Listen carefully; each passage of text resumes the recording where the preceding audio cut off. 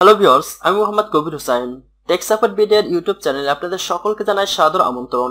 বন্ধুরা, আজ আমি আপনাদের সাথে শেয়ার করতে চলেছি মাইক্রোসফট ওয়ার্ড 2007 এর ধারাবাহিক টিউটোরিয়ালের নবম পর্ব। আশা করি আপনারা আমার সাথেই থাকবেন টেক সাপোর্ট ভিডিওর সাথে। চলুন শুরু করা যাক। শুরু করার আগে আপনাদের একটু স্মরণ করিয়ে দিই, যারা আমার চ্যানেলে নতুন এসেছেন এখনো চ্যানেলটি সাবস্ক্রাইব করেননি তারা অবশ্যই সাবস্ক্রাইব লেখা বাটন ক্লিক করে পাশের বেল আইকনটা ক্লিক করে রাখবেন।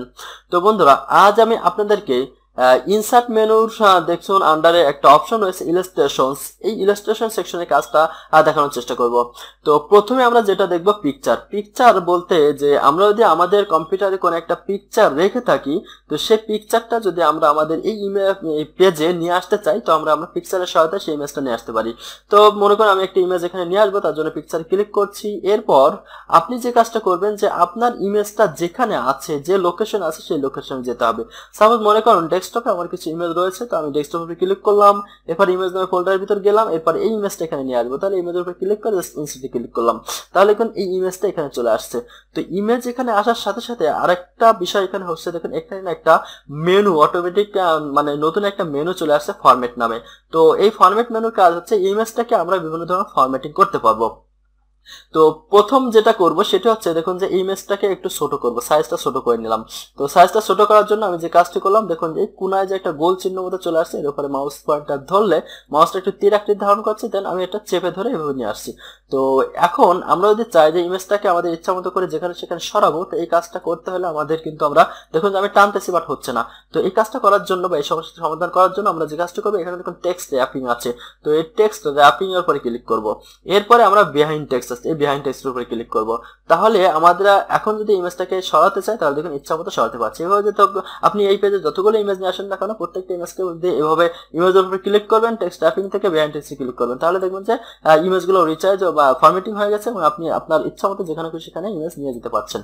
তো ফরম্যাট মেনুর আরো অনেকগুলো কাজ রয়েছে, আমরা একটু আপনাদের দেখানোর চেষ্টা করি। দেখুন প্রথমে আছে ব্রাইটনেস এর উপরে ক্লিক করলে এখানে অনেকগুলো অপশন আছে। দেখুন যদি প্লাস 40% এর উপরে মাউস পয়েন্টার রাখার সাথে সাথে ইমেজের দিকে দেখুন ইমেজটার রং কিন্তু কালারটা কিন্তু চেঞ্জ হয়ে গেছে। এইভাবে আপনি যদি কোনো ইমেজের ফরম্যাটিং করতে চান, যে কাজটা আমরা ফটোশপে করে থাকি, এখানে তার কিছুটা স্বাদ আমরা এখান থেকে নিতে পারি আর কি। তো এইভাবে আপনি কোন একটা ইমেজকে যদি আপনি চান যে সাপোজ এই প্লাস 40% ব্রাইটনেসটা তার উপরে ইফেক্ট দিবেন, তাহলে আপনি জাস্ট এর উপরে ক্লিক করেন, দেখুন এটা কিন্তু এখানে চলে আসছে।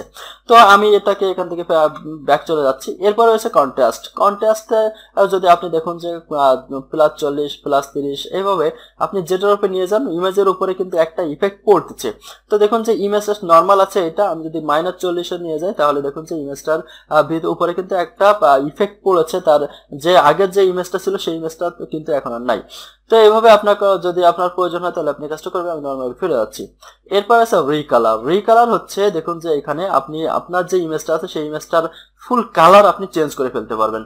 তো এখানে মোর আছে, এখান থেকে আপনি যে কালারটা চান আপনি এখান থেকে কালারটা সিলেক্ট করবেন। সিলেক্ট করার সাথেই দেখুন যে তার একটা ইফেক্ট কিন্তু আপনার ইমেজের উপরে চলে আসছে। তো এইভাবে আপনি এই অপশনগুলো ব্যবহার করে আপনার ইমেজের ভিতরে একটা চেঞ্জ আনতে পারেন। তো দেখুন, তো আমি এটাকে আবার ব্যাকে চলে যাচ্ছি। তো দেখুন যে আমরা যখন বাইরে ক্লিক করলাম, বাইরে ক্লিক করার সাথে কিন্তু আমাদের সেই মেনুটা চলে গেছে। আমাদের সেই মেনুটা ফিরিয়ে আনতে হলে অবশ্যই আপনাকে ইমেজের উপরে ক্লিক করতে হবে। তাহলে এই মেনুটা চলে আসছে, দেন ফরম্যাটে ক্লিক করলাম। এখন যদি আপনি চান যে ইমেজটা চেঞ্জ করে ফেলবেন, তাহলে এই কাজটা আপনি যেটা করতে পারেন, দেখুন এখানে একটা অপশন আছে চেঞ্জ অফ পিকচার। তো আপনি চেঞ্জ পিকচার উপরে ক্লিক করবেন, এরপর আপনি অন্য একটা ইমেজ এখানে দিবেন। তাহলে আপনি সাপোজ এই ইমেজটা দিবেন, তাহলে ইমেজের উপরে ক্লিক করেন, দেন ইনসার্টে ক্লিক করেন, তাহলে দেখুন আগের সেই ইমেজটা কিন্তু চেঞ্জ হয়ে গেছে। এরপর আছে রিসেট পিকচারের কাজটা হচ্ছে যে আপনার এই ইমেজটা যে সাইজে ছিল সেই সাইজে নিয়ে চলে যাবে। জাস্ট আপনি রিসেট পিকচার উপরে ক্লিক করেন, তাহলে দেখুন যে ইমেজ সাইজ সেই সাইজে কিন্তু ইমেজটা চলে গেছে। তো এরপরে আমাদের এখানে আরো কিছু অপশন রয়েছে, আমাদের ইমেজটাকে বিভিন্ন রকম স্টাইল আমরা করতে পারি। দেখুন যে যখনই আমরা কোন একটা স্টাইলের উপরে মাউস নিয়ে যাচ্ছি, তখনই কিন্তু আমাদের ইমেজটার ভিতরে সেই স্টাইলটা ধারণ করতেছে। তো এখানে যদি আমরা এই যে অ্যারোতে ক্লিক করি, তাহলে এখানে আমরা আরো অনেক কিছু অপশন পাবো। দেখুন যে যেটার উপরে আমরা মাউস নিয়ে যাবো, আমাদের কিন্তু সেই স্টাইলটা আমাদের ইমেজের ভিতরে চলে আসছে। তো এইভাবে যদি আপনি কখনো চান যে আপনার ইমেজের ভিতরে একটা স্টাইল নিয়ে দিবেন, তাহলে কিন্তু আপনি এটা খুব সহজেই ওয়ার্ড থেকে দিতে পারবেন। যে কাজটা আপনাকে করতে হলে ফটোশপ জানা লাগবে, তো ফটোশপ না জেনে কিন্তু আপনি অনেকটা কাজ এখান থেকে ফটোশপের মতোই অনেকটা কাজ করতে পারবেন। এইভাবে ফরম্যাটিং এর এই অপশনটা আপনি ইউজ করতে পারেন। এরপর রয়েছে পিকচার শেপস। পিকচার শেপের সহায়তায় কিন্তু আপনি আপনার ইমেজটার ভিতরে আরো অনেক সুন্দর সুন্দর ইফেক্ট দিতে পারেন। যেমন দেখুন যে পিকচার শেপ রয়েছে, এখানে অনেকগুলো শেপস আছে।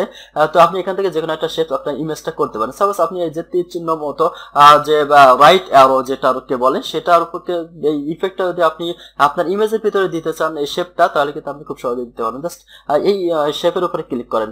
ক্লিক করার সাথে দেখুন যে আপনার ইমেজটা কিন্তু সেই রাইট অ্যারোর মতোই হয়ে গেছে। এভাবে আপনি যে কোনো শেপ আপনার ইমেজের ভিতরে নিয়ে চলে আসতে পারেন।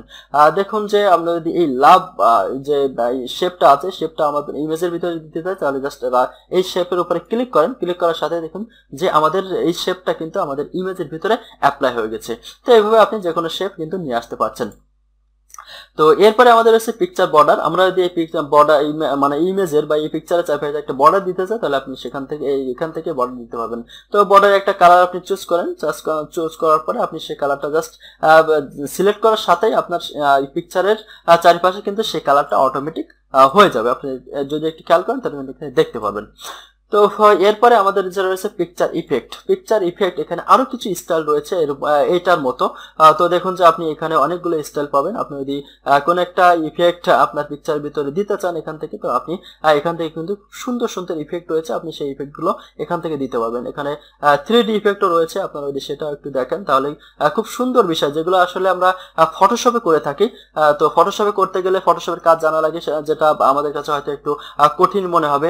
তো সেই কাজটার কিন্তু কিছুটা বা স্বাদ আমরা ফটোশপের ডিজাইনের কিছুটা স্বাদ কিন্তু আমরা এখান থেকে নিতে পারছি। খুব মজার একটা বিষয় কিন্তু আপনারা এখান থেকে আমরা কিন্তু করতে পারি।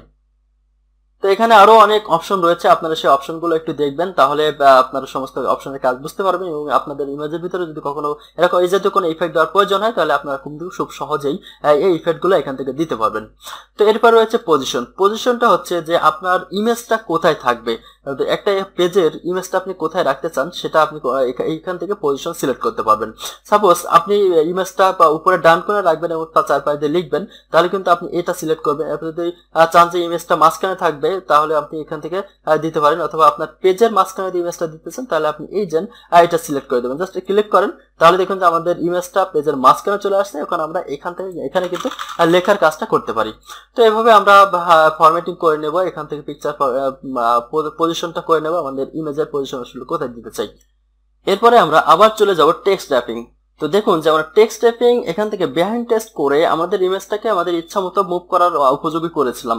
তো এখানে আরো বেশ কিছু অপশন রয়েছে, inline with text, square, tight, behind text, in front of text. এই প্রত্যেকটা হচ্ছে যে আপনার হচ্ছে যে আপনার যে ইমেজটা আপনি রেখে আপনার যে কন্টেন্ট গুলো আছে, যে লেখাগুলো আছে, সেই লেখাগুলোকে আপনি কিভাবে করবেন। যে লেখার উপরেই কি ইমেজটা থাকবে, নাহলে কি ইমেজের চারিপাশ দিয়ে লেখা থাকবে, কোন বিষয়টা আপনি সেইভাবে ফরম্যাট করার জন্য আপনি এখান থেকে আপনার যেটা সুবিধা সেভাবে আপনি সেটা করতে পারেন। আপনি যদি একটু ভালোভাবে দেখার জন্য মোর লেআউট অপশনস চলে আসেন, এরপর টেক্সট আপনি আসেন। তো এখানে কিন্তু আমরা দেখতে পাচ্ছি স্কোয়ার করলে দেখুন যে ইমেজটা মাঝখানে থাকবে, চারিপাশ দিয়ে লেখা থাকবে। টাইট করলেও সেম ভাবে আপনাদের দেখুন যে ইমেজটা থাকতেছে, চারিপাশ দিয়ে একটা লেখা থাকতেছে। ইমেজটা উপরে চলে আসতেছে।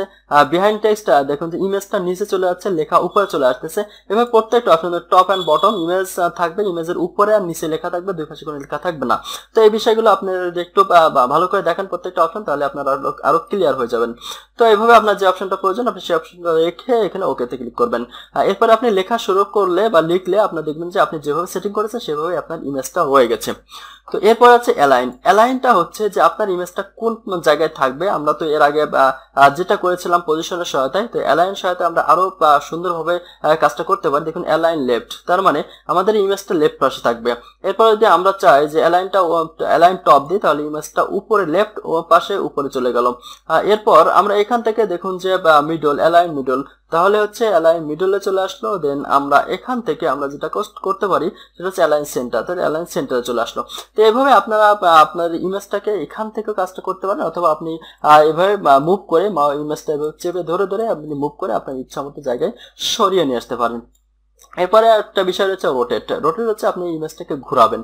তো এই ঘোরানোর কাজটা আমরা এই যে একটা উপরে একটা চিহ্ন আছে, এখানে এই চিহ্নের উপরে মাউস নিয়ে গেলে দেখুন যে মাউস পয়েন্টারটা একটা গোল করার জন্য একটা চিহ্ন চলে আসছে, এটাকে চেপে ধরে আপনি এভাবে যেদিকে খুশি আপনি সেদিকে এটাকে মুভ করাতে পারবেন। আর আপনি চাইলে এভাবে, না চাইলে আপনি রোটেটের সহায়তায় আপনি কিন্তু এখান থেকে দেখুন যে আপনার ইমেজটা এভাবে মুভ হচ্ছে। তো আপনি এই কাজটা কিন্তু এখান থেকে করে নিতে পারবেন।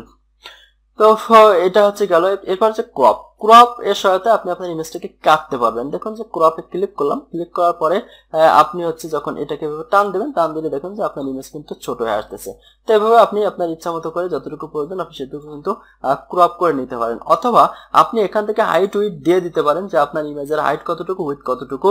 এটা আপনি এখানে দিয়ে যদি ইন্টারপ্রেস করেন তাহলে দেখুন যে আপনার ইমেজটা সেম সাইজের হয়ে গেছে। দেখুন যে আমরা এখানে যখন ছোট বড় করতেছি তখন দেখা যাচ্ছে যে আমাদের ইমেজটা কিন্তু সেই ছোট বড় আমরা যেটুকু সাইজ দিচ্ছি সেটা অনুযায়ী কিন্তু এটা হচ্ছে। তো এইভাবে আপনি ক্রপ মানে আপনার ইমেজটাকে যদি ক্রপ করতে চান তাহলে এইভাবে ক্রপ করতে পারেন আপনাদের ইচ্ছা মতো করে। তো বন্ধুরা এই ছিল ফরম্যাট অপশনের কাজ। আমরা ইমেজ নিয়ে আসার পরে যে ফরম্যাট মেনুটা এসেছিল, সেই ফরম্যাট মেনুর আন্ডারে যে অপশনগুলো আছে সেই অপশনগুলোর কাজ। এরপরে আমাদের আরো কিছু কাজ রয়েছে, clip art, shape, smart art, chat. তো বন্ধুরা আমি আজকে টিউটোরিয়ালটা এখানে শেষ করছি। আগামী টিউটোরিয়ালে আপনাদেরকে বাকি যে অপশনগুলো আছে সেই অপশনগুলোর কাজও দেখানোর চেষ্টা করবো ইনশাআল্লাহ। তো আজকের মতো এখানে বিদায় নিচ্ছি। আল্লাহ হাফেজ।